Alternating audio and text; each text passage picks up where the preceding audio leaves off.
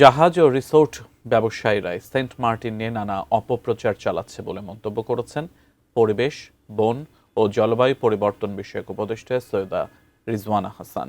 পর্যটন ও Saint Martin কখনো সমার্থক হতে পারে না বলেও মন্তব্য করেন তিনি।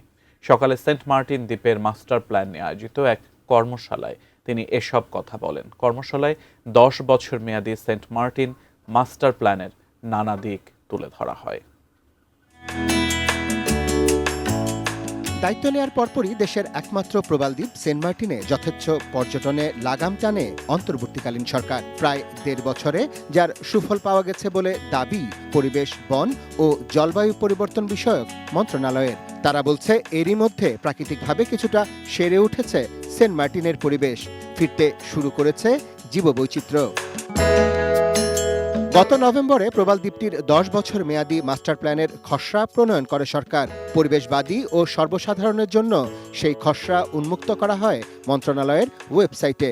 সেরাদ্বীপ বা দক্ষিণ পাড়ার মাথায় যে পাশে আমরা এটা বলতেছি। সেই মাস্টার প্ল্যান নিয়েই মঙ্গলবার রাজধানীর একটি হোটেলে আয়োজিত এই কর্মশালায় উপদেষ্টা জানালেন, পরিবেশগতভাবে সংকটাপন্ন সেন্ট মার্টিনকে তার নিজের রূপে ফিরিয়ে আনাই এক্ষেত্রে বর্তমান সরকারের মূল উদ্দেশ্য। সরকারি কোন সংস্থা কি ট্যুরিজমটা নিয়ন্ত্রণ করেছে? কখনো করে নাই। যদি যখন আপনি নিয়ন্ত্রণের কথা বললেন, তখনই যারা বহিরাগত জাহাজ চালায় এবং রিসোর্টের মালিক তারা নানান রকম অপপ্রচারে লিপ্ত হয়ে গেল। বলা আছে কোরাল আহরণ করা যাবে না, সেটা একটা না হতে পারে, কিন্তু না এবং হ্যাঁ সমন্বয়ে কেমন করে আমরা আসলে সেন্ট মার্টিন দ্বীপটাকে আবার একটা সমৃদ্ধ প্রতিবেশগত ব্যবস্থা হিসেবে ফিরিয়ে আনবো, সেটাই হচ্ছে এই মাস্টার প্ল্যানের উদ্দেশ্য। পরিবেশ উপদেষ্টা জানান, দ্বীপবাসীর বিকল্প কর্মসংস্থান নিয়েও নানা পরিকল্পনা করছে সরকার। বংশ পরম্পরায় বসবাস করা এই দ্বীপের বাসিন্দারা সেন্ট মার্টিনের জীববৈচিত্র্যের জন্য হুমকি নয় বলেও মন্তব্য করেন তিনি।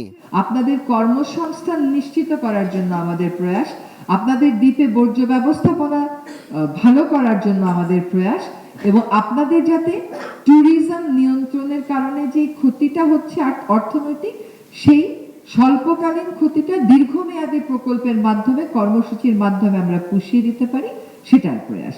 এখানে ট্যুরিজম মিনিস্ট্রিকে একটা বড় দায়িত্ব নিতে হবে।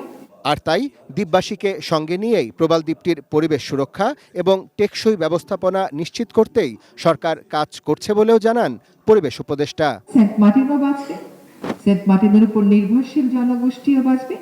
Arafat Siddiqui, ATN news, Dhaka.